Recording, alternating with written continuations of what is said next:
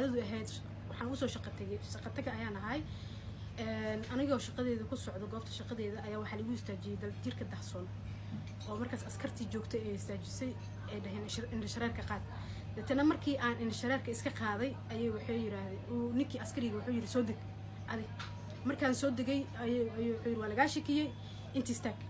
meeshii aan istaagay marka wuxuu wacay taliyihiisii oo wuxuu yiri taliye waxaan ka rabaa in waxaa joogto waxaa meeshan ku haynaa nin xijaab iyo indhashareer soo xirtay marka kadib taliyihii wuxuu yiri bajaaj soo saar ninna soo raacay oo askari ah saas marka hal lagu keeno saldhiga sidii marka saldhiga lagu keenay aniga iyo askarigii iyo waxaan ku tagnay markaas saldhiga markaa tagnay akhbaarteedii wada sugaayeen waa iga soo horeeyay akhbaarteedii markii aan tagnay taliyihii iyo dadka ciidanka oo dhan wada taaganaya booliskii aan tagay markaa tagay taliyihii hadal igu bilaabay marka wuxuu yiri assalaamu calaykum magaca waxaan iri waxaa Faiza lidhaha markaas wuxuu yiri tan diyaas bara waaye nin diyaas bara waaye waa wacadahay gabar markaas aan oo meesha taagneed oo boolis ah oo laakiin ka muuqanin dharkii uniformkii boolisnimada ka muuqanin oo iska moodis ciyaal xaafad ayaa meesha taagneed markaas waxaa la yiri soo bar gabadhii horta meeshii ayay hanjabaad igu bilaawday iyadoo markaas ii haysata nin ina ahay hanjabaad iyo aflagaada igu bilaawday waas raacnay waxay geysay qolkaas oo qolkii oo inay igu baartay ahayd qolka laakiin waxaa jiifeen 5 dumar 5taas dumar ee ahaayeen dumar oo muxuu ahaay shaqo markaas aan isdhahay way ka soo degeen ee meesha jiifeen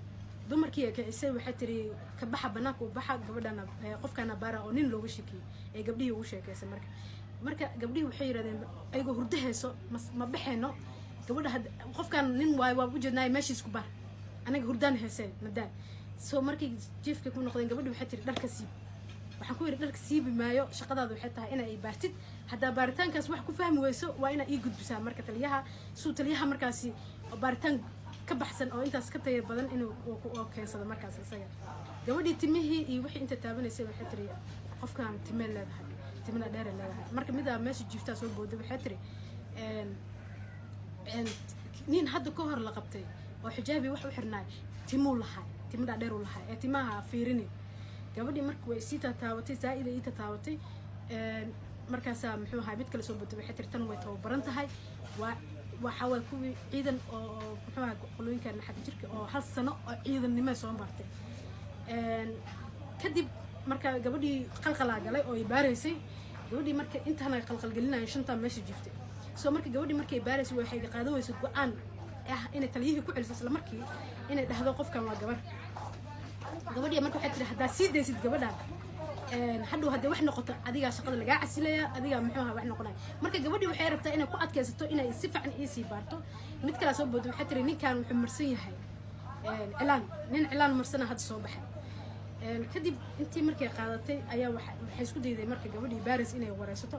dan waxa ku dhacday baaritaan kaliya lagu amray ma lihid inaad muxuu ahaa aad samaysid markaas wareysi iga qaadi wareysi hadii la qaadayna waa inaa OB-ga dhigiyaa dan taliyihii ku soo noqotay waxay tiri gabadhan way diiday in la wareysto